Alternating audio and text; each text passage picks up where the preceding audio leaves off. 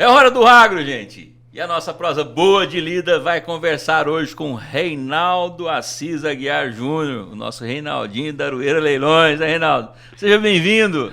Obrigado, doutor Leonardo Rezende. Léo, né?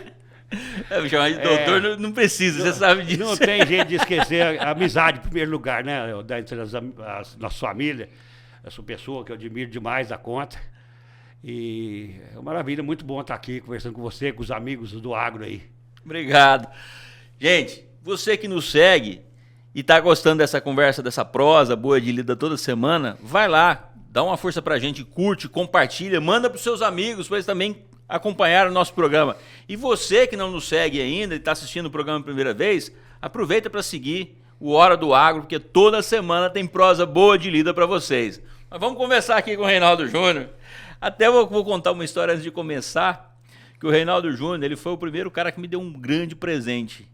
Isso foi em 1986, mais ou menos. Meu pai tinha um sítio ali na Vila Bueno. Na Vila Bueno. E eu conheci o pai do Reinaldo Júnior, e meu pai são amigos de longa data. E o Reinaldo Júnior me deu uma bezerra de presente.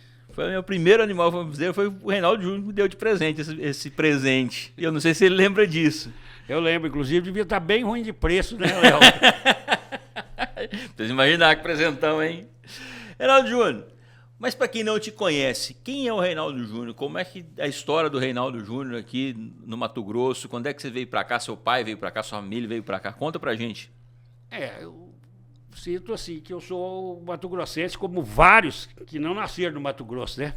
Porque a minha geração foi a que veio beber do Rio Grande do Sul, do Goiás, de Minas, de São Paulo, do Brasil inteiro. Nós viemos formar o Mato Grosso, trazido pelos pais, é claro. Então, é a geração de mato-grossenses nascido em outros estados e que formamos essa sociedade no fim do mundo cosmopolita. E isso é muito interessante. A minha família é basicamente mineira, meu pai era do meio rural, foi estudar, fez faculdade em Ouro Preto, 3 faculdades, se afastou do rural, mas aquele bichinho lá que cutuca, que eu falo que a pecuária às vezes, o rural no geral, a agricultura também, não é só uma profissão, é um estilo de vida. O médico hoje já não gosta mais de usar branco, né? Era um orgulho se o cara formar em medicina e sair de branco. Mas o rural, ele ainda gosta do boné, da botina e do chapéu. Se der, ele usa. Você falou que seu pai veio em 1960 para cá, seu Reinaldo Assis Aguiar. E vocês vieram, a família veio em 1964, certo? Ok. Beleza. O seu Reinaldo, Dalgi, o mais velho é o Edinaldo. Depois... Ele vai ficar bravo com você, hein? Ele fala que não, é o mais novo. Meu vizinho. Seu colega. Meu vizinho. Ele é o mais novo. Tá? O Edinaldo, o Gladstone, a Luciene e você. Que casou com o gaúcho. Casou com o gaúcho, João. Eu casei com a paranaense. Então são 4 Isso. filhos, tá. E aí depois você estudou aqui até 78. 78. Sagrado Coração de Família. Sagrado Coração de Jesus. Jesus, que era estadual, é até hoje, né? Aqui do de lado, Freira, né? Aqui do lado de Freira, Isso. Bravas. Né? A Irmã Gema foi sua diretora ou não? Quem? Irmã Gema.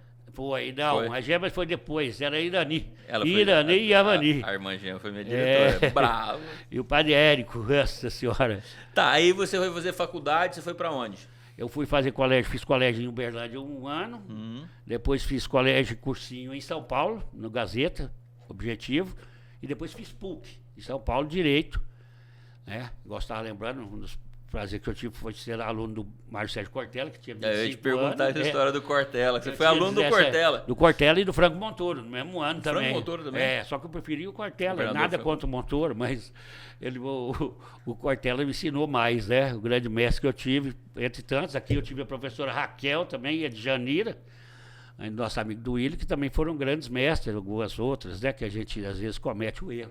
Mas é isso. E aí a gente faz essa miscigenação que trouxe a cultura paulistana também, né? Na época, assim, coisas que dessa vida maravilhosa que eu pude estar no primeiro show do Queen, apesar de eu estar do chapéu, né? Em 81, do primeiro Rock in Rio, em 85, que o papai pôde proporcionar essa liberdade daquela época da gente ir. Eu não sei se hoje, com toda a informação, eu teria feito com meus filhos com 18 anos. Hoje eles já estão mais velhos um pouco. Isso é maravilhoso, ser cutucado desse lado, Léo. E aí a gente vai naquele cosmopolita, que é... Como o Mato Grosso é cosmopolita? Eu falei que o Edinaldo casou com a paulista, a Luciana casou com o gaúcho, eu casei com uma paranaense, filho de paulista, e o Gladson casou depois já com uma da família de goiano e nordestino, e a Mato Grossense também, a Marcelene. E aí vai ficando cosmopolita mesmo. Em 60, quando veio, só para inteirar, né, meu pai veio para abrir uma fazenda no Jurig, para o primo dele, comprou um pedaço também do lado, para aproveitar o manejo, né?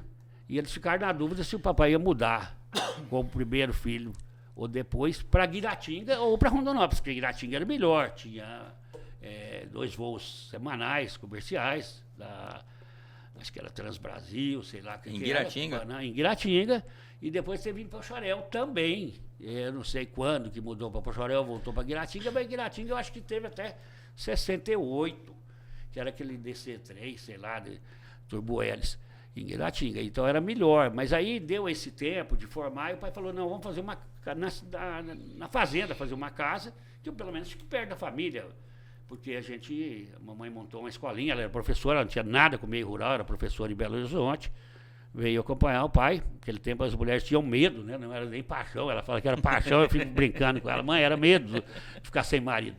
Aí, nesse meio tempo, enquanto ele construiu, abriu a fazenda, naquele tempo que nós estávamos falando, realmente era aberto, né? E tinha que abrir para plantar, era aberto no Machado, então não tinha essa grande destruição e coisa que eles falaram, que era no Machado, plantava roça, desenvolvia, as pessoas que vinham plantar roça ganhavam dinheiro, compraram, né? A maioria comprou terra depois, montou alguma coisinha da cidade, criou família na roça antiga, no toco, que a gente falava, que era machado, traçador, que você lembrou, plantava semente, plantava de mão ou plantava muda, depois foi jogar de avião e foi desenvolvendo esse estado. Quando em 64 o papai foi mudar para cá, e aí eu já era nascido e os outros 2 irmãos mais velhos, Rondonópolis já estava muito melhor. Mas mesmo assim nós moramos na fazenda até 69. Eu lembro muito deles contar, a primeira memória de infância que eu tenho é da mudança da fazenda do Vale do Jurig, no Nonogogo, perto de São José do Povo, para Rondonópolis, a gente atravessando o estreito lá do Prata, do Tatarimana, perto de São José do Povo, hoje perto da Galileia também, na fazenda do Jaime Bavaresco ali, que é uma pessoa bem conhecida. Tinha um caminhão caído na pinguelona de 2 pau para lá, 2 para cá, passava no meio e foram atrás de uma junta de boi de carro, Léo, para puxar aquilo. Eu tinha 6 anos, ia fazer 7, eu tinha acabado de fazer 7.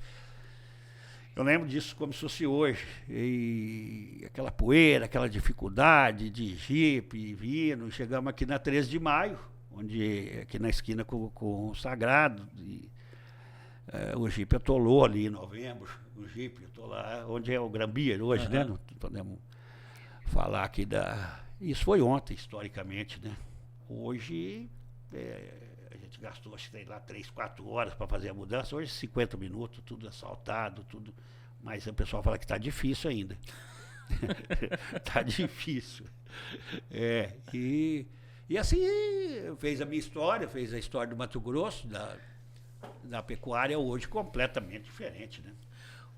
Naquela época, a gente está falando de 60, 64, o seu pai abriu a fazenda lá, a gente está falando da época do governo militar.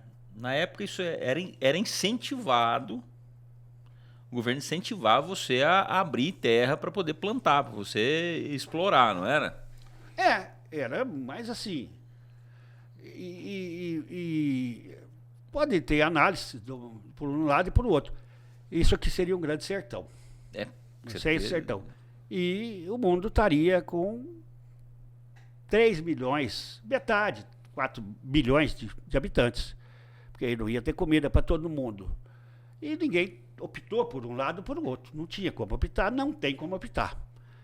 Mas é verdade absoluta, né? Como também nos Estados Unidos desenvolveu a agricultura, na Argentina, na Austrália, mas era incentivado e foi a única maneira. Não é da gente tomar e continuar sendo Brasil. Você não acha que era uma questão de ocupação de território também? Exatamente, é isso. Isso também. Era questão de ocupar o país ou não ocupar. Uhum. E aí começou tudo a dar certo. você começou, em vez de ter só uma botina, você podia ter uma botina, outra botina e um chinelo. Mesmo que isso tivesse vindo dos irmãos mais velhos, como era o meu caso. E era normal. E isso eu consegui passar para meus filhos, não tem problema nenhum. Você herdar até uma botina do irmão mais velho, se ela ainda estiver boa e ficar apertada para ele. E aí você comia ou você não comia. Aí se você viesse para cá, você conseguia ter uma situação de comer e de fazer alguém mais comer na mesma panela sua, que seria seus funcionários, seus prestadores de serviço e aquela pessoa que fosse te vender a camisa. Porque se alguém, você já tinha condição de não esperar a sua avó ou a comadre que trabalhava em casa, ou a própria mãe fazer a sua camisa, porque até estava todo mundo ocupado e ganhava o dinheiro para comprar e alguém vender a camisa para você, e assim foi criando a cidade, criando a nossa economia, que era só o proprietário de terra e o meieiro. Pouquíssimos comerciantes de vender outros produtos, que não se comprava açúcar, se produzia melado, não se comprava banha, nem banha, quanto mais óleo, que nem tinha, porque produzia, né? Então, a sociedade era fechada, era quase um feudo. E quando a gente passou a produzir mais, a gente passou a ter o que vender. E a gente tendo dinheiro, a gente passou a ter como comprar. E a sociedade transformou na década de 70, isso foi na década de 60, mas transformou mesmo na década de 70 e aí foi embora. Eu questiono muito, gosto de lembrar muitas pessoas que se não fossem desbravadores, como seu pai foi, e veio para o Mato Grosso em 60 para abrir fazenda, derrubar mato no machado, no traçador, e as pessoas que vieram prestar serviço também, se não fossem eles, nós não estaríamos aqui hoje. Não estaria as condições que nós temos de vida hoje. Mas tem gente que gosta de vilanizar essas pessoas. O seu pai veio porque ele queria crescer na vida, não era? Ou qual motivo? Vamos lá, eu penso isso, eu conheci seu pai, a minha imaginação era essa, talvez eu possa estar errado. O seu pai tinha a ideia de crescer na vida, ele tinha essa ambição quando eu digo ambição, de abrir fazenda, ter uma fazenda dele, fazer a família crescer, ter melhor condição de vida? Foi por isso que ele peitou vir para esse sertão mato-grossense? Leonardo, isso assim, você está falando, é uma coisa que a gente que viveu, incontestável, né? É claro que ele queria subir da vida e ter uma situação boa e dar uma condição boa para a gente. E como, eu acho que 95%, às vezes 5% veio por vir, porque não tinha outra coisa para fazer. Eu não vejo outro motivo. Porque o único que eu falei ali, de todos que vieram, você vê que eu não falei do carioca, né?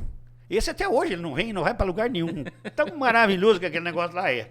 É muito bom, não precisa ir para lugar nenhum. Eu brinco muito com a Patrícia, minha esposa, como os meninos estudaram, fizeram faculdade, fizeram tudo em Florianópolis, a gente fala, às vezes a gente muda para Floripa, só que às vezes a gente muda, acho que isso aí não vai chegar nunca, dá pra gente ir para Floripa. Eu falo, não, mas eu vou pro Rio de Janeiro, eu não vou para Floripa. Ela fala, mas eu não vou. Eu falei, mas o motivo para eu ir pro Rio, né? Brincando. Eu adoro, eu não vou ficar longe dela de jeito nenhum. Mas assim, o carioca não vem, então, mas todo mundo veio para ficar com a vida melhor. E uns até, ou talvez, sei lá, percentual, vamos chutar aí 60%, com a intenção de voltar dentro de 10 anos. Eles fizeram foi trazer os outros irmãos, os amigos, né? E vão lá passear. E vão em outros lugares.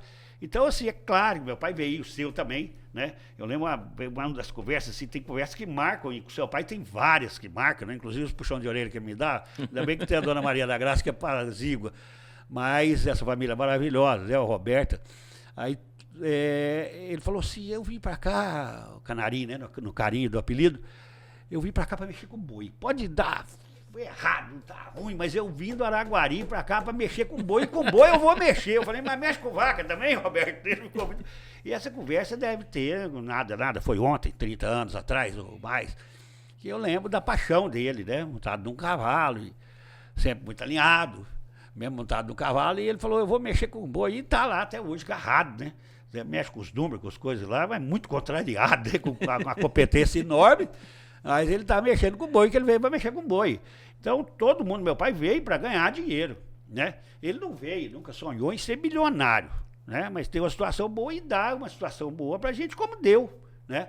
Às vezes, no momento, você perde um pouco, às vezes você ganha, mas veio como todo mundo veio, assim. Então, depois, a passada, já veio, já quem deu errado, coitado, voltou, porque a gente vê só quem deu certo, né?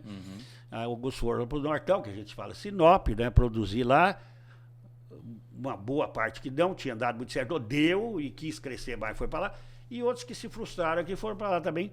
Então é uma coisa que acontece em todo o ramo, mas vieram para ter uma situação de vida melhor, para abrir terra, apoiado pelo governo militar, que aqui não chegava para a gente essa perseguição, que eles pintam tudo, né?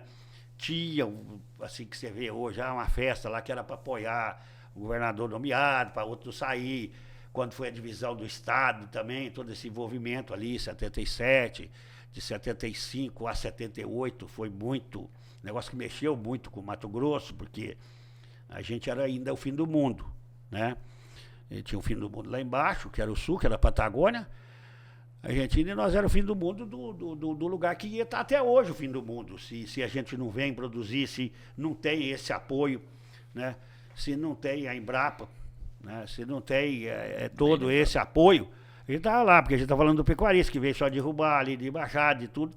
E na época, a pecuária tinha muito pouca tecnologia, então você tinha uma lojinha veterinária para vender, um representante de sal mineral.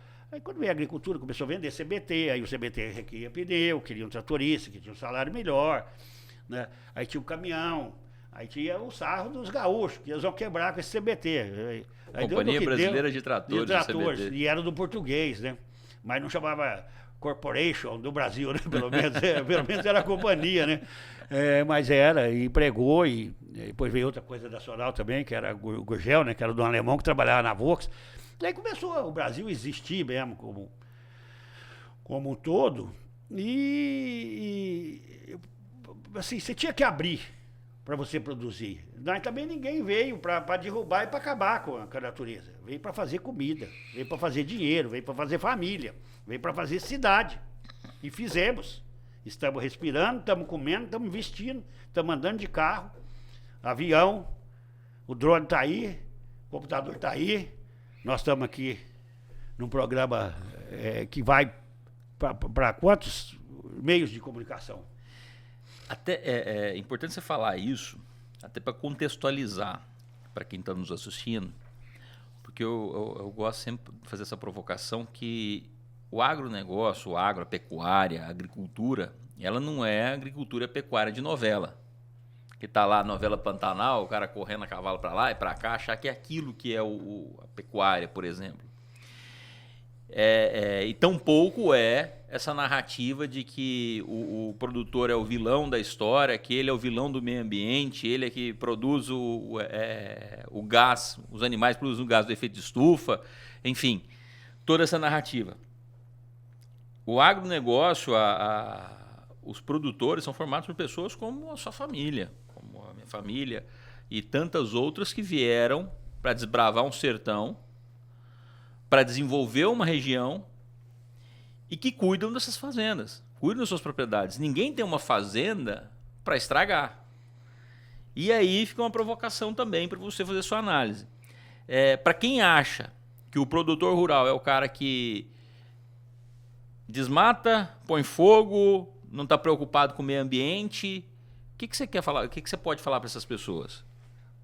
Léo, eu tive uma época que eu me estressava demais com isso, mas muito, assim, ainda me incomoda, mas é longe de estresse, porque você liga a TV toda hora, você vê um médico calhorda, que usou do diploma, que é uma coisa maravilhosa, né, e que é uma profissão que meio diferenciada, né, porque tem hora que você brinca de Deus e tem hora que não dá certo.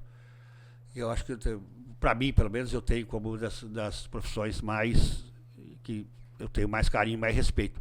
Mas bem, você vê um retardado que se investe num diploma e faz abuso sexual, psicológico, que age mal, não só nisso. E foi comentado ali, acabou, é aquele médico.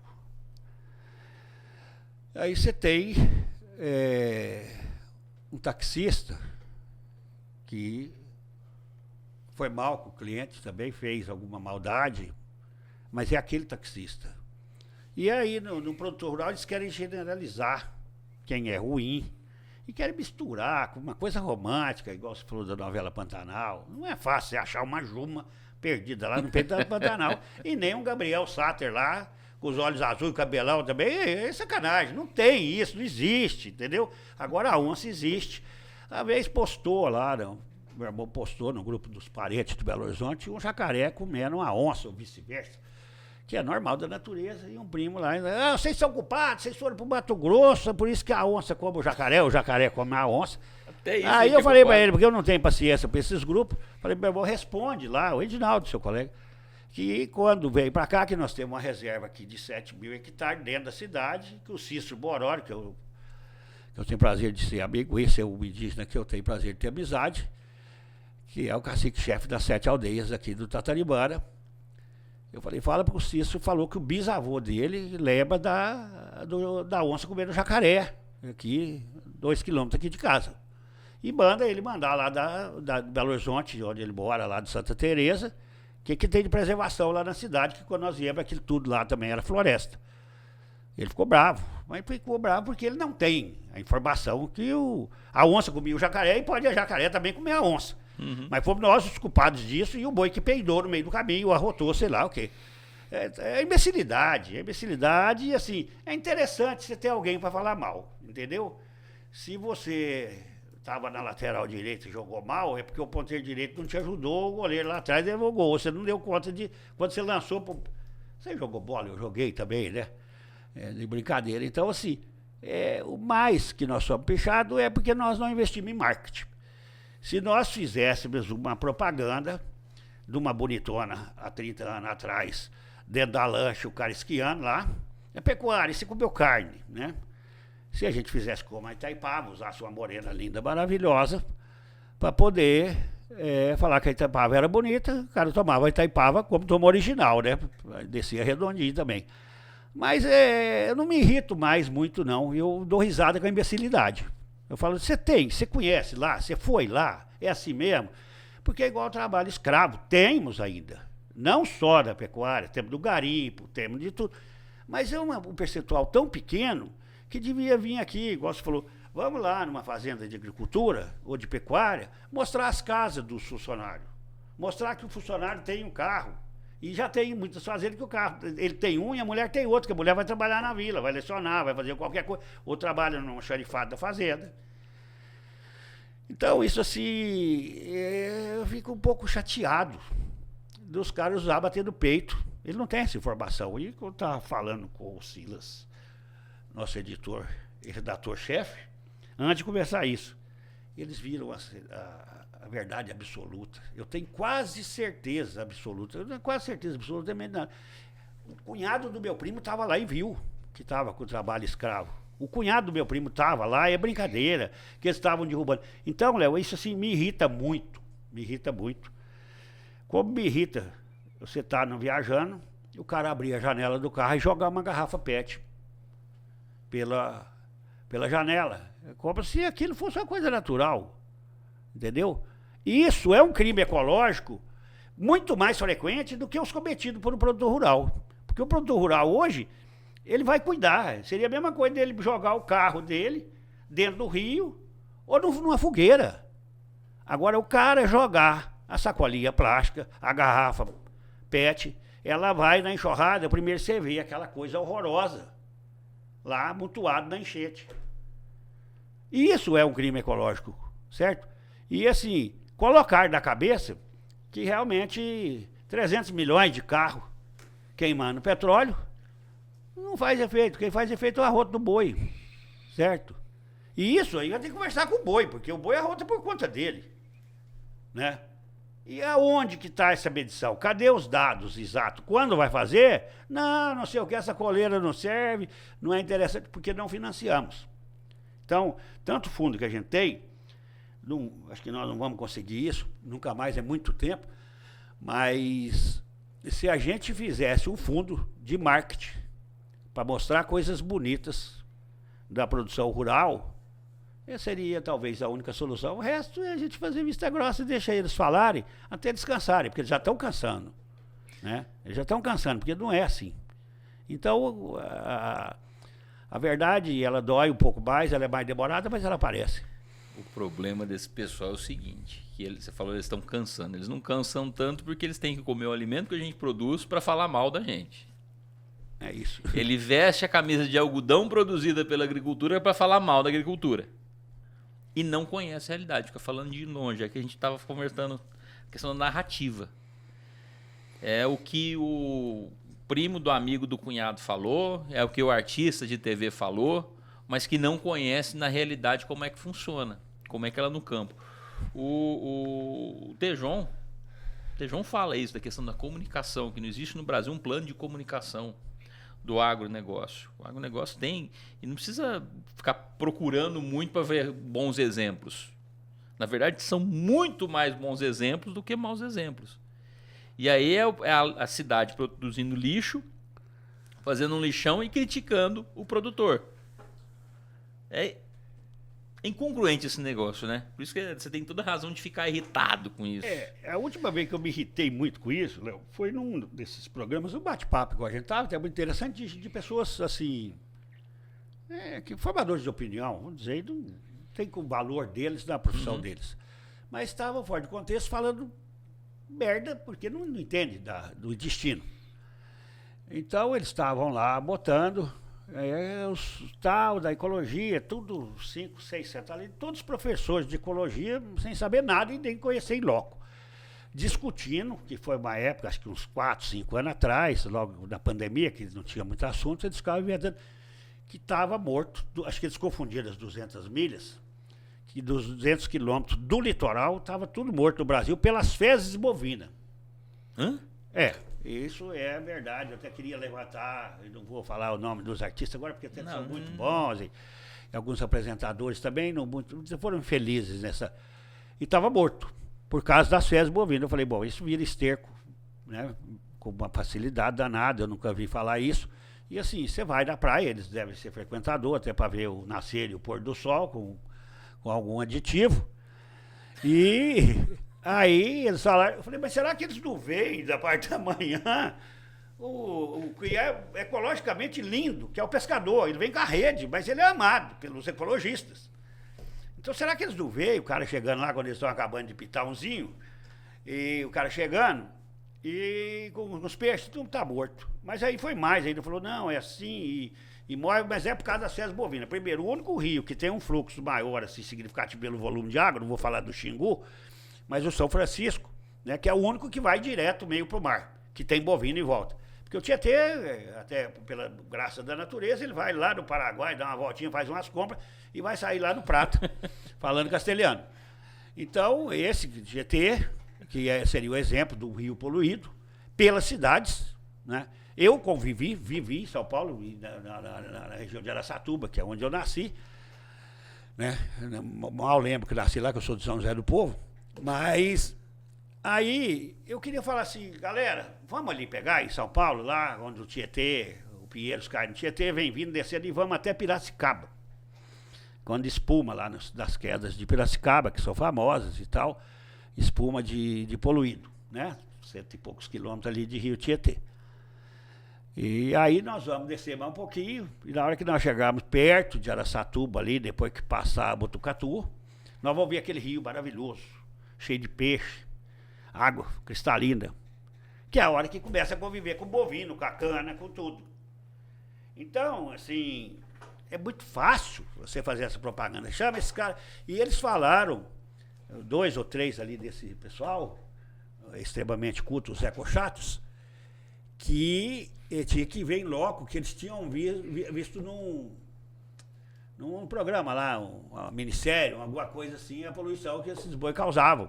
Aí dá vontade de falar, gente, vamos lá, vamos fazer uma vaquinha aqui, vamos pegar um barco, vamos chegar lá nos pescadores, ver que de Piracicaba para baixo você tem até pescador no Rio Tietê que vive disso.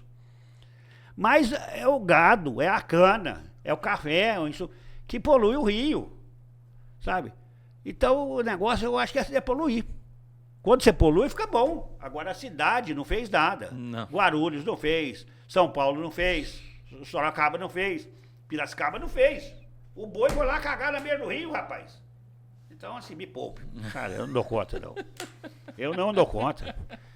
O mineiro gosta de falar, é meu lado mineiro, não dou conta, não, senhor. Dou conta, não. Dou, não, se Deus me livre, nem só eu indo para Araguari. Põe Araguari na história ainda. Eu tava falando esses dias sobre aquele encontro que eles fizeram lá no Pará, a Eco, como é que é? Essa 20 lá, que foi em Belém. Foi em Belém. Que o cara lá da... pessoal fazendo reunião para falar de efeito estufa, falar que é o arroto do boi, o peito do boi, mas vem de avião que emite muito mais carbono do que um boi. Ou do que uma boiada. É o não sei o que 20 lá, né? COP20. COP20. Não tem lógica, mas enfim. Mas dá ibope, né? Falar mal do agronegócio, falar mal do boi, falar mal da soja, falar mal do algodão, dá ibope. E era tudo mentira, né? Errado, né? Aí quando o chanceler alemão falou que o FEI era fake, que Belém era fake, Belém, tchau, tchau. E é verdade, né? Que tava feio mesmo, e caro. Ele quase foi recriminado. A sorte que ele era da Alemanha, porque se ele fosse do Paraguai, eles tinham caçado ele, matado ele, né? Mas ele, e aí assim, e pra que resolveram alguma coisa? Porque você não lembra se era menino, eu também era, em 92, que teve a Rio, não sei o que lá, 94, que foi o negócio, primeiro encontro de ecologia, não tomaram nenhuma atitude prática.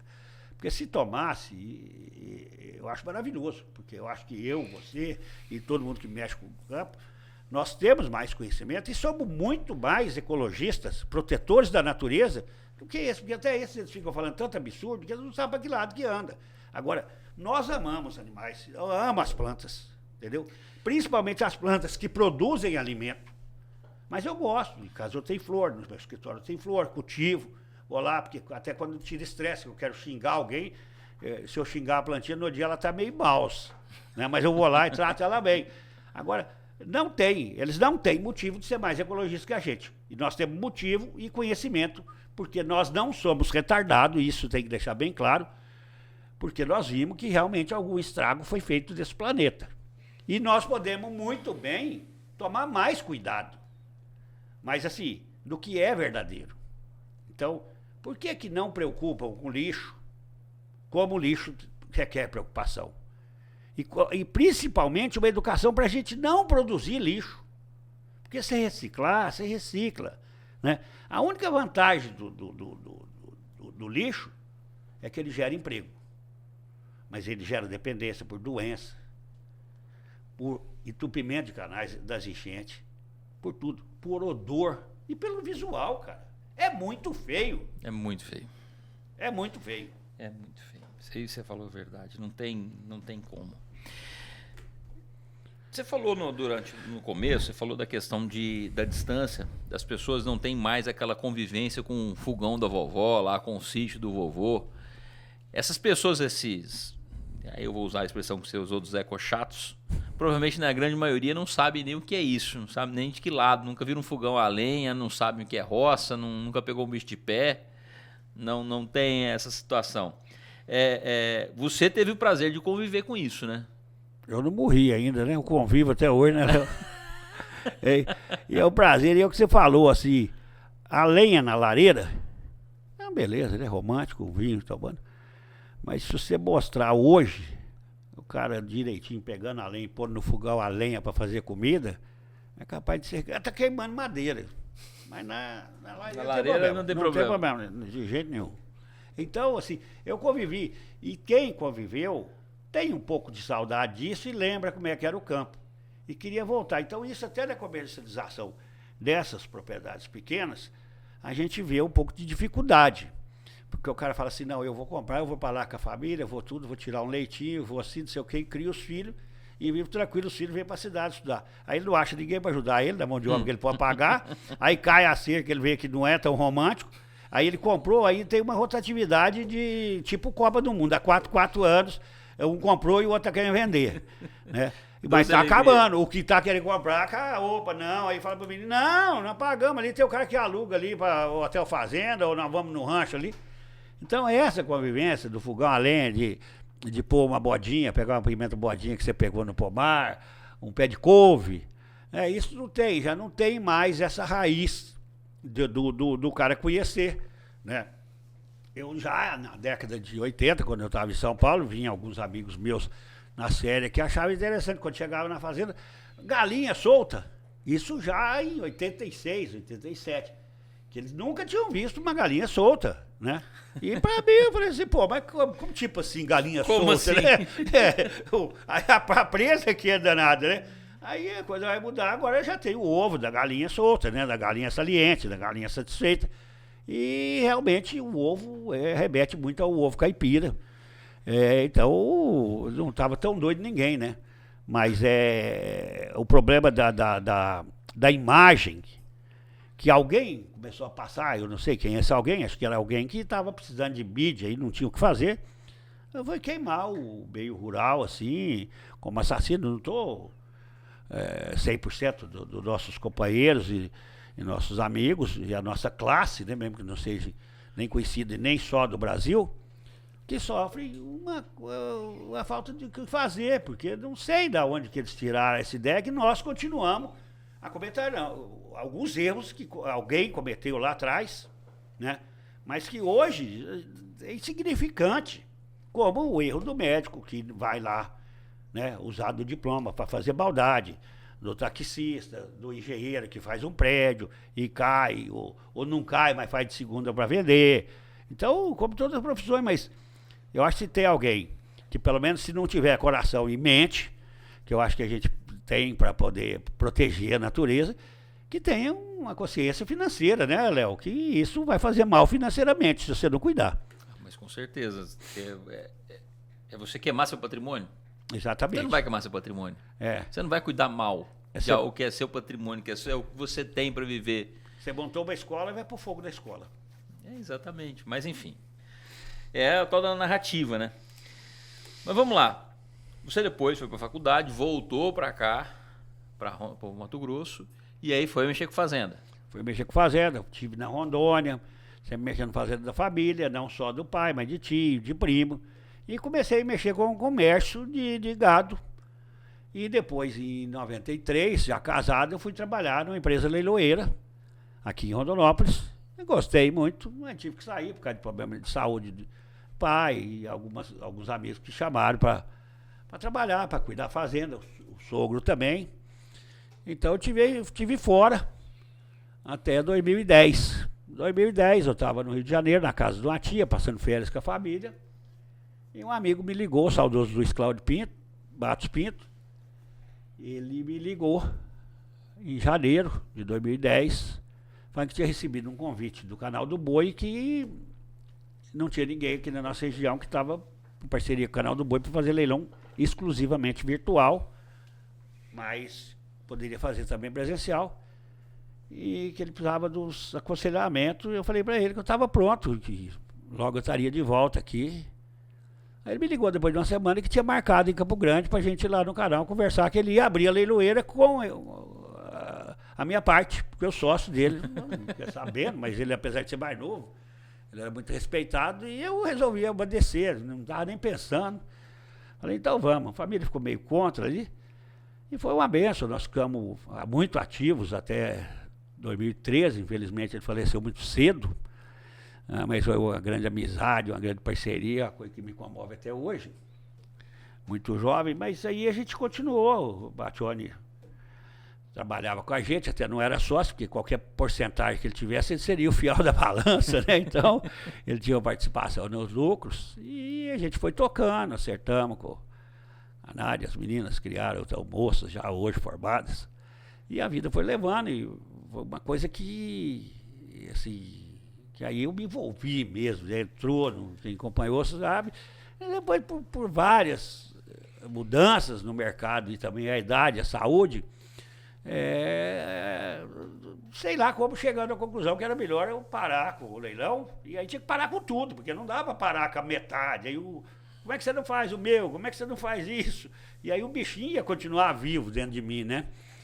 Então aí nós ficamos na comercialização, que a gente já tinha uma comercialização direta, né, entre o comprador e o vendedor, e abrimos mão dos leilões. Fizemos leilões com o apoio de vocês também, principalmente, né, também de inclusão social aí da APOR e de outros tantos, né, E foi um período muito maravilhoso da minha vida, que eu acho que um pouco foi para suprir a perca também do grande companheiro, do Luiz, né? E estamos aí até hoje, continuamos com o leilão, não tiramos nem da empresa, Aroeira Leilões. Uma convivência de gente, que é uma coisa assim que eu sou apaixonado, né? Isso que inclui a família, claro, né?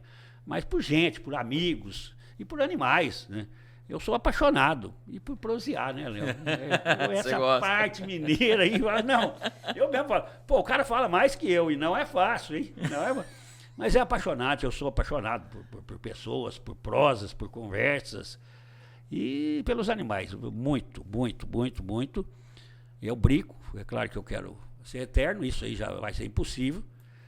Eu quero que a morte demore, e quando venha, que venha breve. Mas eu quero continuar feliz, alegre, brincalhão. Continuar o Reinaldo, né? Amigo dos amigos. Quando você me chamou, eu pensei comigo, demorou, né, Léo? Mas eu fiquei orgulhoso, porque eu já estou com uma certa idade, eu não sei se eu tenho muita coisa para somar.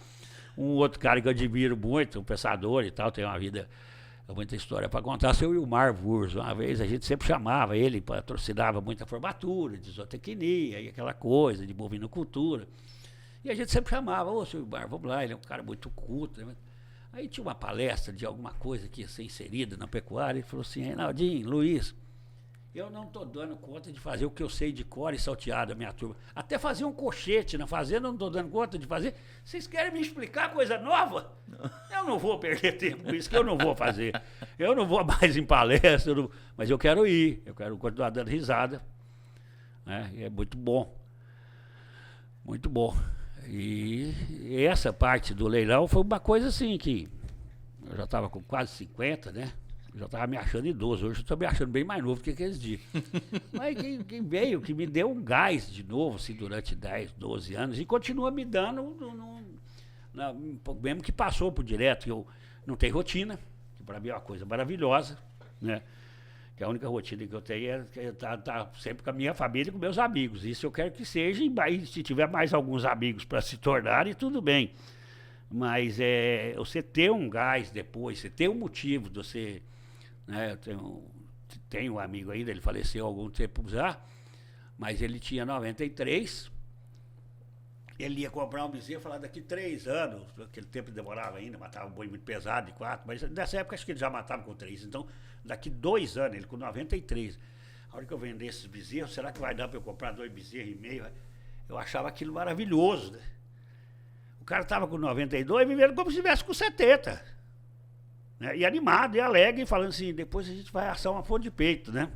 Ele comia um pedacinho só, ele comia, fazendo plano para 2, 3 anos, 5 anos, né? E é isso, ele estava sadio, né?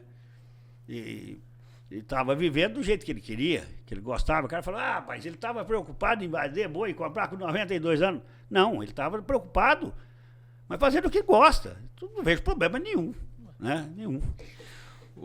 Você é muito comunicativo, isso não é segredo, quem está assistindo está vendo isso. Então você teve muito contato com muito produtor desde pequeno, contato com seu pai, com amigos, e mais intensivamente quando você foi mexer com o leilão, com Aroeira Leilões. Então você conheceu muita gente, você deve conhecer a história de muita gente. Conta para nós alguma história que te marcou assim, de produtor que você aprendeu com alguma coisa que ele te falou, de diferente, que você fala assim, não, esse cara era diferente, ele cresceu porque ele tinha uma cabeça diferente, ele fazia alguma coisa diferente, que estava à frente do tempo dele. Você tem alguma história assim? Assim, eu teria, Léo, uma somatória de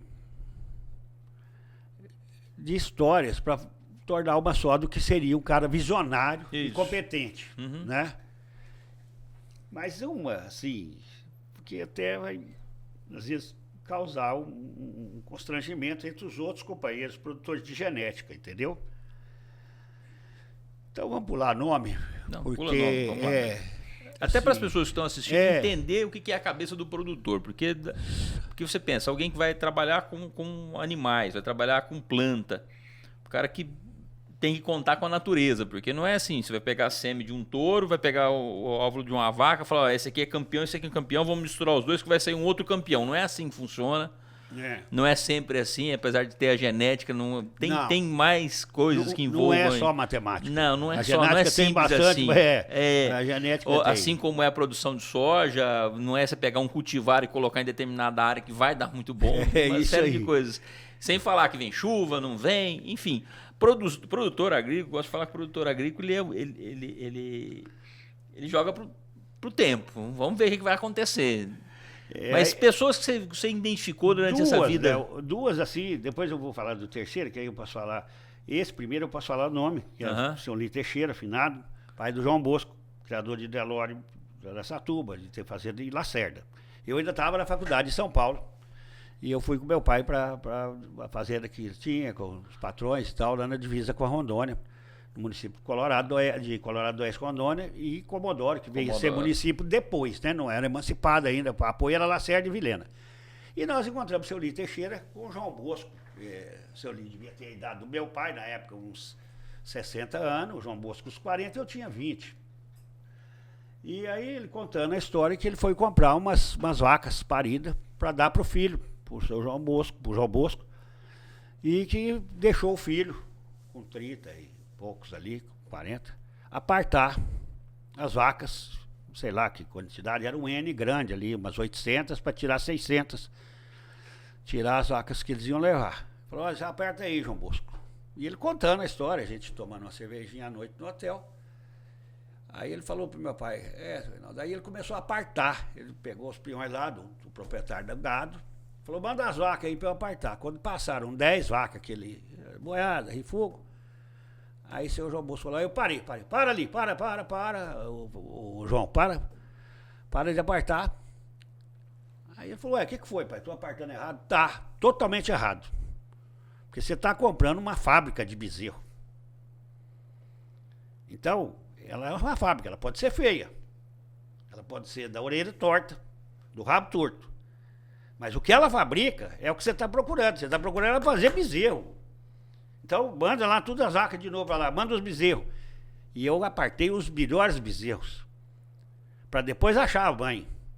Porque se eles eram o melhor bezerro, eu estava atrás de uma fábrica de bezerro, eu queria que ele fizesse bezerro bonito. Aquilo entrou na minha cabeça, eu falei, cara, esse é um pecuarista diferente. Ele está procurando o produto que ele quer fazer para ficar bom para o mercado. Ele saiu para o mercado. E esse estava tudo embutido, tudo que você falar de genética.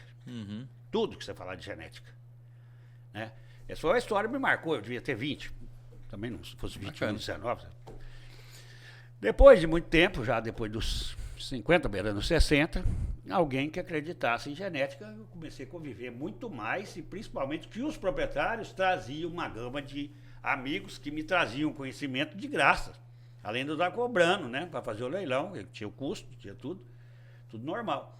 E eu fiz muitos amigos geneticistas, alguns nada ligados, sabia nem se era um macho ou a fêmea do boi. Isso é maravilhoso, porque te traz uma ideia nova, né? Porque, se esse boi é bom, esse boi é ruim, isso aí eu tô cansado desde guri de discutir com os outros, e ninguém sabe se é bom, não é, que bom. Aí um desses foi para um lado, o outro foi para o outro qualidade de carne, outra qualidade de orelha, outra qualidade de tamanho, outra qualidade de rendimento, de consumo, de tudo. Aí um que foi mais para genética, mais sem paixão. Um dia nós estávamos discutindo também com o chopp, para variar, né? Qual seria o maior gargalo da pecuária? Não sei o que, mão de obra, capim, comida e tal. Mas assim, já tinham passado, como o frango, já tinha diminuído pela metade o tempo de vida para bater, essa conversa toda já estava feito. O gargalo ia ser aonde? Porque a comida facilitou o jeito de... O gargalo ia ser que você não conseguia fazer com milho, com qualquer comida. E com a genética, uma vaca dá 2 bezerros por ano. Então esse seria o gargalo, porque a galinha bota mais de um ovo de média hoje por dia, né? Mas isso aqui você não ia conseguir. E mais 3 ou 4 meses que ele ia estar com a cria até ela embrenhar. Então seriam ali média de 13 meses entre um bezerro e outro da mesma vaca. E aí eu falei, isso não consegue. Com genética, não vai conseguir. Nunca. E nem com comida. Pode dar comida para danar, mas ela não vai dar. Mas um bezerro por ano, não. Aí eu falei, eu vou te dar uma notícia pior que essa. Aí você vai precisar de 100 vacas para você produzir 65 bezerros desmamados. E esse giro dessas 35 que não te deram o bezerro, ela tem que entrar no mercado como carne e entrar alguém no lugar dela. Aí ele falou, aí acabou de lascar mesmo a pecuária. Eu não tinha pensado que era 100 para fazer 65, que eu estou cansado de saber que é isso também, ele falou para mim. E aí tá pesado, Renan. Aí ficou mais pesado ainda. A cria vai ter que ser remunerada porque não quis criar, não quis fazer o serviço sujo, como você fala. Então ele vai ter que pagar esse ágio, que o pessoal não aceita, que nós viemos agora com um ágio de 15% durante 3 anos de média no bezerro. E a média dele, que a gente tem histórico de 2010 para cá, desse bezerro desmamado, que ele pesa de 7 para 8 arroba, ele custa 10 arroba. Dá um ágio de 30 e poucos, 38%. E ele voltou agora, nesses 35, e o mercado não está querendo aceitar. Mas o cara também que está reclamando desse ágio não está querendo criar. Então isso me marcou muito na hora que você falar assim, o que é? Falei, é o segredo de você fazer. E essa vaca, ela entrava em produção depois dos 30 meses. E agora com 26, diminuíram mais um tanto, né? Porque antes entrava com os 40, né? E agora ela entra com 24, já parindo, 18 meses, 20, ela já está emprenhando. Você faz a precocinha.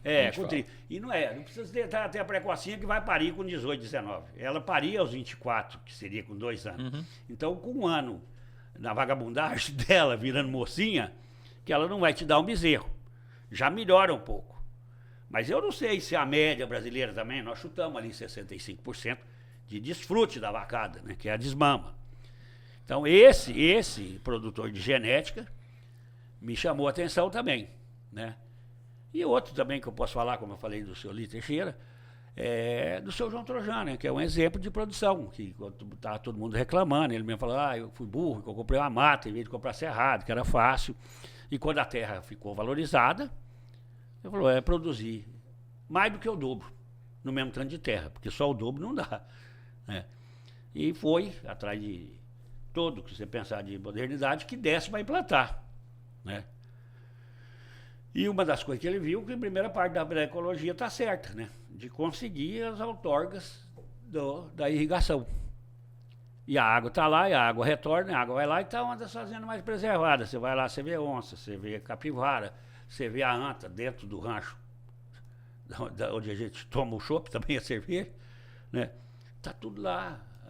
Tá uma maravilha a preservação também, com algodão, com soja, com semente de milho.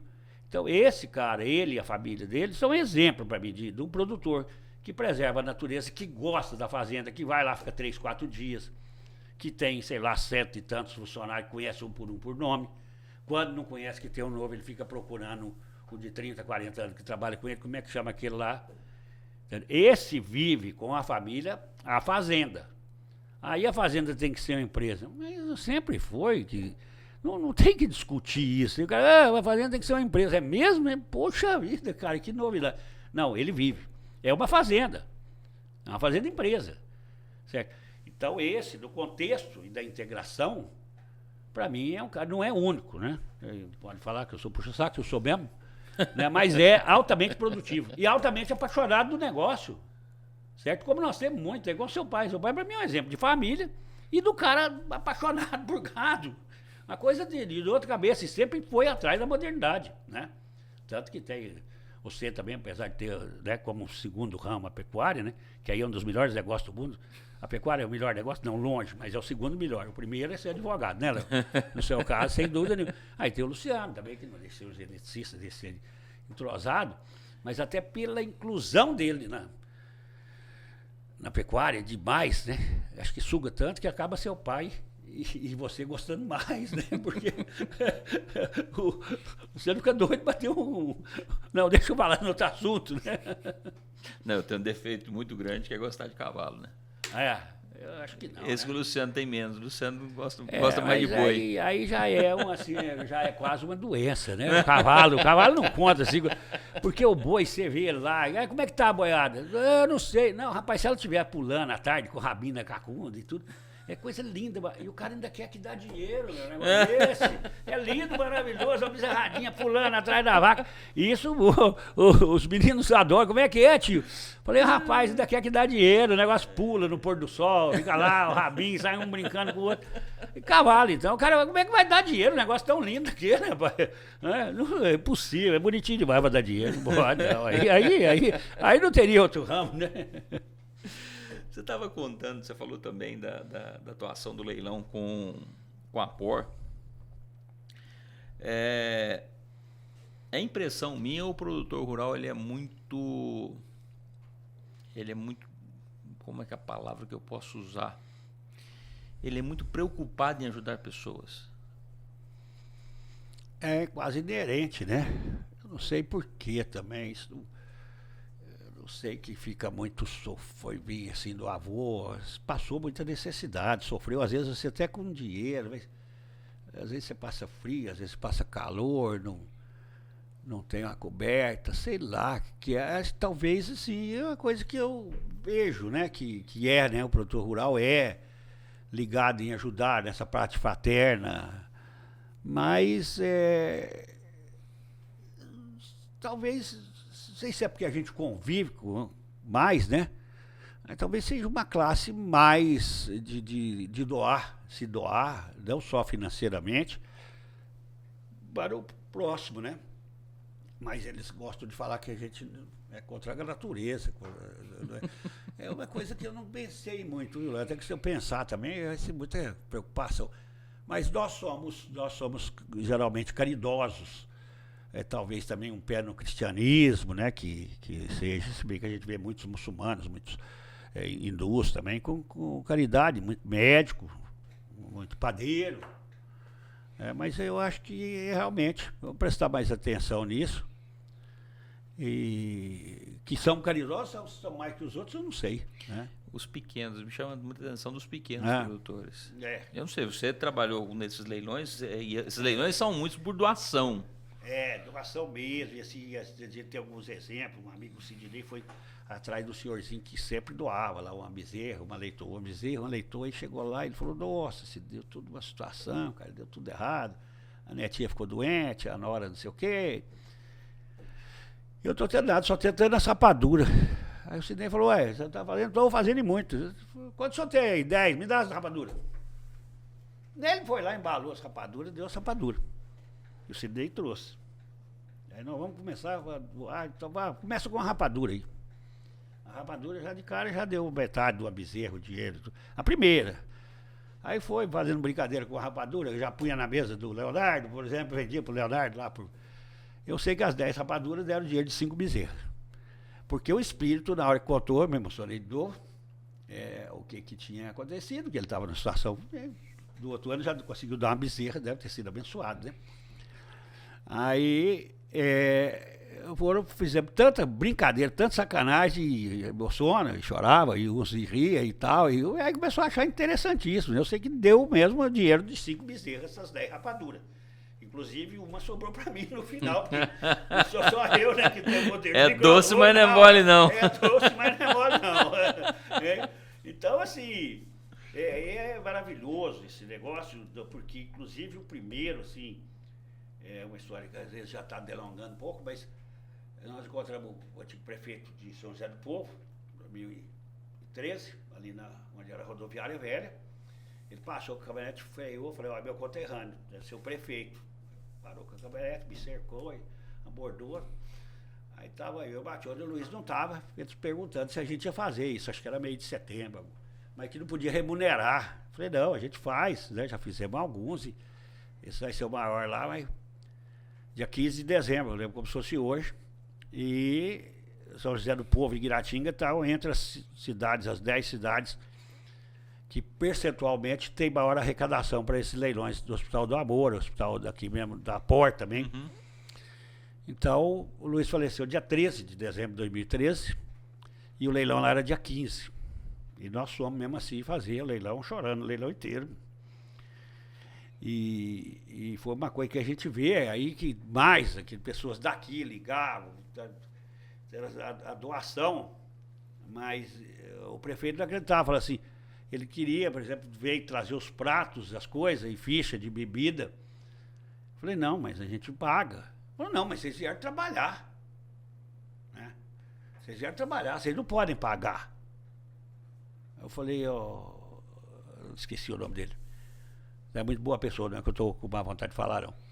Aí ele falou assim, não pode. Eu falei, não, se fosse para vir trabalhar, eu não tinha vindo.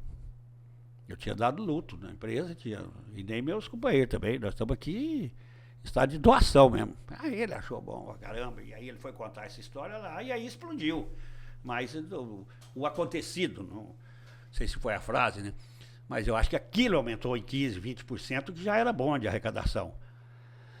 Né? E são histórias que aconteceram, né? Mesmo na vida real, baseado em fatos reais, que enobrece a gente, né, Léo? Então, essa parte é interessante, se o meio rural, principalmente o pequenininho ali, cara, então eu vejo Guiratinga, vejo São José, o cara vai lá, ele 4 bezerra, um lote, o cara doou 4, que doa 1. Aí você vê, o cara tem 150 cabeças, o percentual é grande do que ele doou.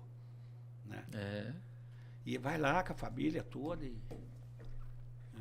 assim, era uma coisa, esses leilões é muito prazeroso, assim, não sei se você vê o resultado que dá, o cara fala, não vai resolver nada, isso era parte do governo, isso é parte do Estado, eu quero saber, eu quero fazer minha parte, né? E cada um ajuda como pode, né? Eu admiro muito essa doação do produtor, essa doação sua, da sua equipe, Matione também conheço, e tem vários outros produtores que ajudam também. O Antônio Strates é um deles que ajuda. Vocês todos, enfim, né? É admirável isso. E falando em admiração também, eu lembro muito bem do seu pai indo lá para o escritório do meu pai. Eu comecei a trabalhar desde pequeno no escritório, eu gostava de ir lá para a sala do meu pai e ficar escutando seu pai conversando com meu pai.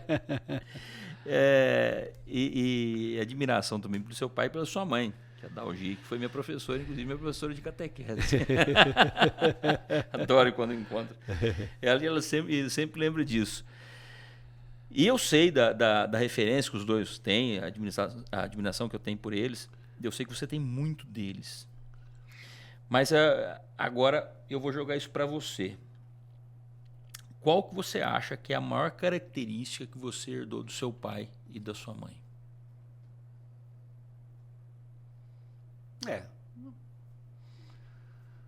Do meu pai e acho que da minha mãe também. É tentar ajudar o próximo. Isso assim, os dois têm, né? O pai foi embora, mas continuou tendo, ele levou com ele, mas de você tratar bem o próximo. Principalmente os iguais com igualdade e os desiguais com desigualdade. Você não vai pegar uma pessoa que tem um nível de formação muito menor que o seu, que tem uma situação psicológica, financeira pior que e tratar igual você vai tratar um cara igual a você, né? O tratamento que eu vou ter por você é diferente do que eu vou ter numa criancinha ou de um senhor debilitado. Cuidado, senhora, né? Eu acho que é isso. O jeito cuidado, de conversar. Respeito, igual, né? Aí tenho assim, herdei muito, né? A parte que meu pai ficava um pouco nervoso, tentei jogar essa herança no lixo, apesar de eu não gostar do lixo. Sistemático, né? Ele é sistemático. É sistemático. Igual meu pai. Seu pai é extremamente sistemático também. Acho que eles eram até irmãos geneticamente, os dois, nesse ponto. Né? Mas do meu pai, depois, né, de certa idade, que ele aprendeu a contar até 10, mas em todos os algarismos que existentes nas civilizações do mundo. Então, a partir da hora que você aprende a contar 10, você já faz menos cagada, desculpando a palavra, mas é bem isso. E da minha mãe, um sorriso depois do choro. Às vezes ela chora por bem e sorri. Às vezes ela chora de tristeza e depois ela sorri. Isso é uma coisa maravilhosa que ela tem. E eu tenho, se eu mudar a pergunta, um pouco mudar a resposta, orgulho maior que às vezes você está conversando, aí o cara chega para mim, mas você é filho da Dalgi? Sou. Mas por que você não me falou antes? como se fosse, assim, sei lá, filho da Madonna. Um cartão de visita. O cartão de visita. Pô, minha mãe é famosa, né? Mas excelente referência. Mas ela é uma figura e tudo, assim, para ela é positivo, é maravilhosa.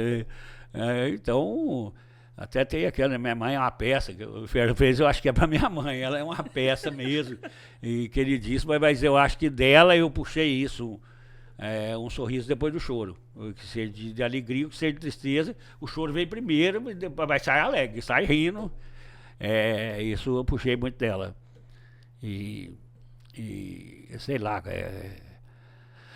tem gente que fala que eu puxei muito mais o jeito de franzir a testa, mas são detalhes. Detalhe. Uma lembrança que eu tenho do seu pai de ser muito sério, falar de sistemático. Palavra não tem curva, era isso, pronto. Às vezes até fazia mal para ele, mas ele era muito positivo, eu sempre tenho essa lembrança dele. Mas sempre tratando com muito carinho. E seu pai veio assim, para ele menino, né, que eu lembro de fralda ainda, né? E aí, para ele, seu pai era um rapazinho, né? E ele, o apoio que ele fez, o orgulho que ele tinha ser de amigo do Roberto, que era um menino que era contador, né? Quando o papai convivia com os governadores, com os grandes pecuaristas, o Ovidio de Brito, o Lúcio Coelho, ele tinha muito mais prazer de, às vezes, ir lá conversar com teu pai, trocar uma ideia que tinha um nível de formação diferente, na cabeça fechada, né? E uma família linda. Não? Como eu lembro de você recém-formado, eu chegar no escritório do seu pai, você está de terno e gravata, e o Jaguinho, pode falar o nome, Gavinho, aí tirados, ele é bonitinho, de terno e gravata. O Jaguinho, ele não vai para a prova de Lázaro para fazer, ele ia estar de chapéu de botina, ele está certinho. Léo, parabéns, eu te parabenizei, você está como um advogado, né? O médico pode parar de andar de branco, andar de cinza, mas o advogado ainda continua tendo as horas que tem que estar de chapéu, igual a gente tem que estar de terno e gravata. E você, moleque, você ficou bem sem graça, né? Era assim, tipo, nesse calor, você for terno e gravata, você tem que ser apaixonado pela advocacia mesmo, né? Mas eu lembro disso também, falei, pô, aqui o cara tá aí, não é segurança de recém-formado, de recém-trabalhando, pega nas calças, o cara ainda vem e acaba com o cara, né? Você me lembrou de um dos maiores dilemas da minha vida. Eu fui atender um cliente no Pantanal, era um processo grande, e eu não sabia, e era a trabalho como advogado, e eu fiquei naquela, eu vou de terno ou eu não vou de terno? Eu vou de calça jeans e bota. É um problema pequenininho, mas fica enorme na cabeça da gente. Fica, porque como é que você faz? Eu tô indo como advogado. Ele está me contratando para ir lá atender um problema dele, que é um problema real dele, que ele está preocupado, mas com o advogado. Ele não está contratando o Leonardo final de semana, ou o vaqueiro. Ou pescador. Pescador, enfim. E eu fui de terno e gravata. Chegou a hora que eu desci da caminhonete e ele falou assim, mas por favor, você veio de terno e gravata. Eu falei assim, mas eu vim aqui como seu advogado. Ele falou, tá bom, mas da próxima vez você vai me fazer um favor, você não vem de terno e gravata. Eu falei, tudo bem. Mas o cartão de visita tinha que ir de terno e gravata. Aí você pergunta assim, como é que o senhor prefere ser chamado? E o cara fala, você já me chamou de senhor, então está resolvido. Ele falou, não, mas eu não tinha feito a pergunta ainda, né? Agora, mas isso é complicado. Aí também, você, às vezes, ele chega e fala assim, mas se nós formos lá no fórum, eu prefiro estar de terno e gravata. Você me desculpa, né? Mas é muito esses amigos e clientes que o leilão virtual trouxe para a gente, não são poucos, e se torna amigo mesmo, assim, principalmente quando o cara fica te experimentando, fala que hora que esse cara vai pisar na bola comigo, porque o outro pisou, e você não pisa, aí você fica sem saber como é que você trata o cara, né? Até quando ele escutou alguém te tratando de um jeito mais íntimo, mais carinhoso, que ele te chama por esse apelido, por essa maneira de você mesmo, não senhor, e aí você vai pegando essa amizade realmente com liberdade no virtual, que é muito diferente. Principalmente o negócio nosso, assim, 50%, 60% girava no virtual, com 30% de clientes que eu nunca tinha visto pessoalmente, e às vezes fala assim, não vamos encontrar, não, porque às vezes vai desentender, né?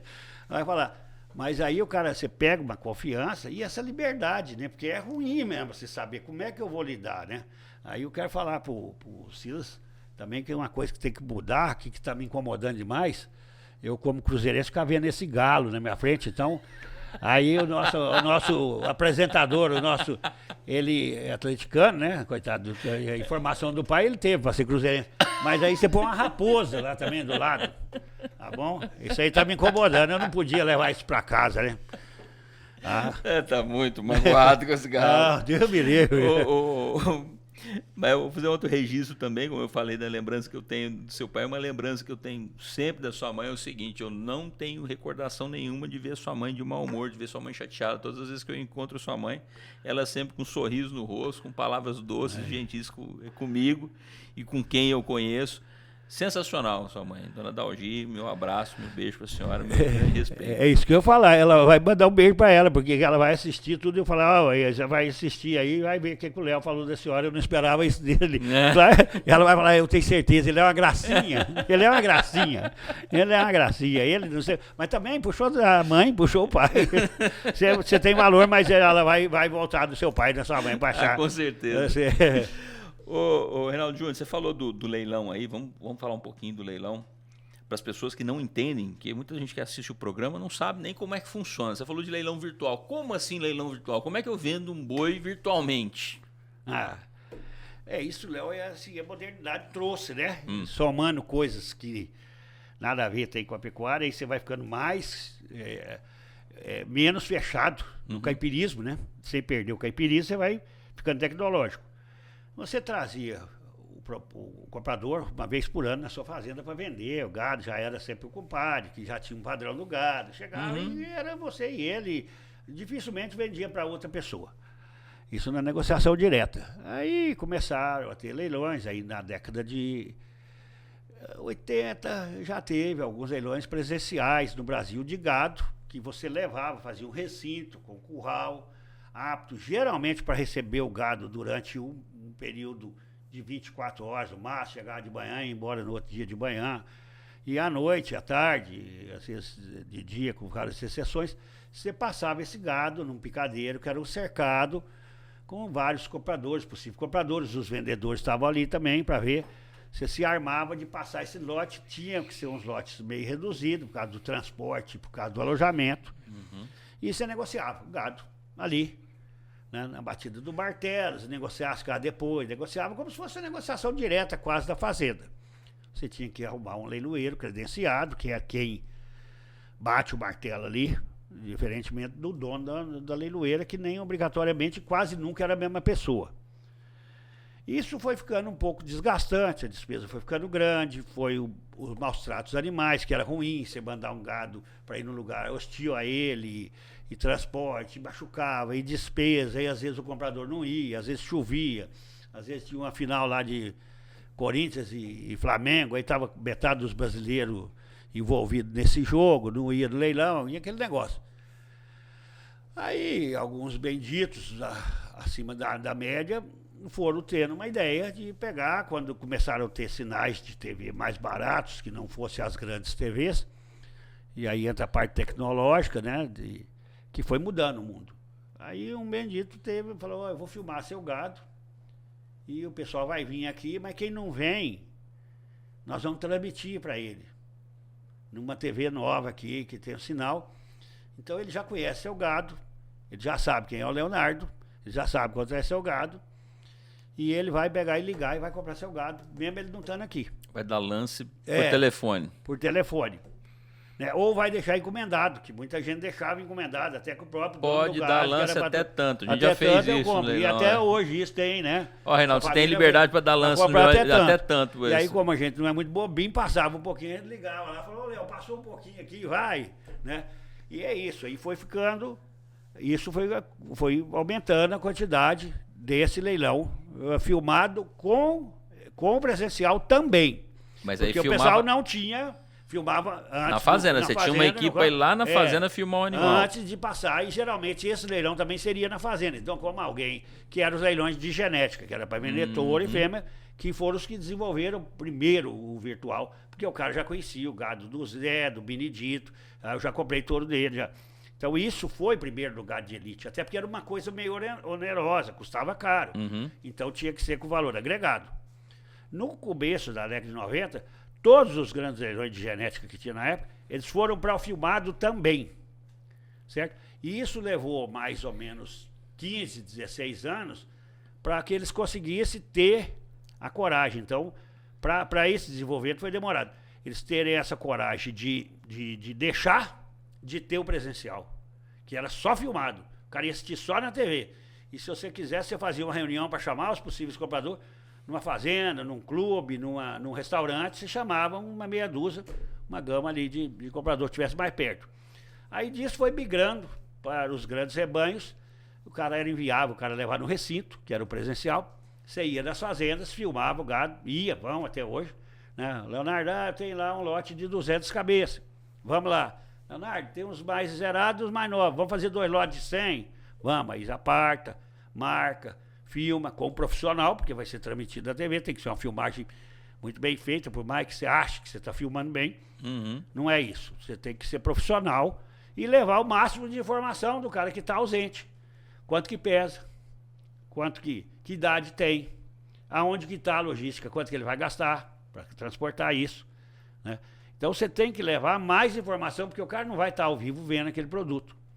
E isso demorou um pouco. O cara que virou cliente ultra, nossa, assim, mas bastante, ele fala, não, eu nunca vou comprar um gado filmado. Daí 2 anos o cara estava comprando e perguntando se tinha mais, ainda mais se era do conhecido, né? Não do conhecido meu, do conhecido dele. Né? E ele ainda ficava bravo, por que você não vendeu direto para mim que eu não precisava pagar a leiloeira? Mas quando chamava ele lá direto, ou ele não podia ir, ou ele estava gripado, ou o mercado tinha caído. Aí o cara fala, não, vai lá. Né? E outros falam assim, Reinaldo, vai lá filmar o gado, porque o fulano, ciclano. Se eu não der preferência para um dos 5, 4 vão ficar bravos. E um vai ficar satisfeito. E vai querer me tomar o gado ainda de graça. Aí eu falo, tá lá, que eu entreguei pro Reinaldo, que ele tá não sei o quê, o leilão tá precisando, tinha pouco gado, e eu tiro o meu. Então virou assim, eu acho que hoje uma grande percentual, eu não sei se 50%, é no leilão virtual. Você filma o gado, o certo é você ter um compromisso de preço de venda, a leiloeira te perguntar isso, porque você vai filmar e o cara depois pede um absurdo, mostra o gado lá e vende para outro. Isso. E você trabalhar o comprador para assistir. Então você faz uns pacotes de vídeo do gado que interessa aquele tipo que você já tem separado. Os grupos de transmissão, de quem interessa em bezerro, de quem interessa em garrote, de quem interessa em novilha, e você vai mandar a playlist ali dos lotes do que o cara interessa, para ele já ver antes. Ele não vai chegar no leilão de surpresa e ficar esperando na hora. E tem a comodidade, o cara liga para você e fala, eu estou saindo para ir jantar na casa da minha sogra, eu queria que você passasse o lote da fêmea, tal, que eu quero comprar. Manda no WhatsApp. Você pode mandar, você já mandou no WhatsApp para ele, você troca e vende. Agora, tudo tem custo, né? Tudo tem custo, mas o custo-benefício do leilão virtual é muito bom, né? Apesar da gente ter dado um tempo, vamos dizer, talvez esse tempo seja eterno, mas eterno é muito tempo, que eu não estou fazendo, mas é um grande negócio para todo mundo. Se for trabalhado com seriedade, se não for, não sobrevive, né? Mas é um grande negócio, é comodidade, com relação a outros custos, é relativamente em conta, certo? Tanto que veio para ficar, né? Por quanto tempo eu não sei, mas é uma modalidade muito, muito interessante. E para os animais é mais maravilhoso ainda, né? Porque eles fazem uma viagem só, né? Então faz uma viagem. Mais uma comodidade. É isso. Naldinho, pra gente finalizar, você que conhece muita gente do agronegócio, é produtor, já foi produtor, sabe como é que é a vida de quem produz, de quem veio para esse Mato Grosso, para desbravar esse sertão. Eu queria que você deixasse um recado para quem não conhece do agronegócio, para que eles possam conhecer um pouquinho mais pelas suas palavras. Para você, o que é o produtor rural? Um insistente. E eu só tenho uma frasezinha para falar. Venha conhecer. Vai falar depois que você conhecer. Mas cuidado para não se apaixonar, né? Mas conhecer mesmo, no dia a dia, com light, sem politicagem. Depois senta, vai tomar um chopp, vai tomar um suco de laranja, um leite, né? Que inclusive é bem mais barato, né? Por isso que fica nessa dificuldade. Mas venha ver, né? Não tem essa guerra, não tem. Você admira o serveiro de pedreiro, o mestre de obra, o taxista, o Uber, o vendedor da loja. E querem para odiar a gente. Acho que um pouco assim, fala que eu queria ser igual a ele, rapaz, mas não dá certo ver o passarinho cantando, sujar de barro. o bichinho pulando com o rabinho pra lá, pra cá, o cavalo, o potranco, né? Então, venha conhecer. Eu acho que não tem muito. Certo? Nós não queremos ser melhor do que ninguém, mas nós não queremos ser julgados por o que nós não fazemos, né? É simplesmente o cara depredar hoje, é igual o cara que vai na praia, que eu falei, jogar um lixo, o cara tá na estrada, na rodovia. Você desce aqui pro Pantanal, quando é para ir pescar, você vai alegre, turbinado, você para e cata até o lixo.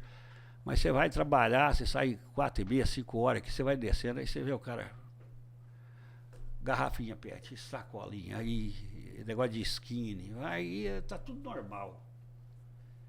Aí você chega lá na frente, o cara tá tirando uma vara para fazer um cochete, lá, depredando a natureza. Então, venha conhecer.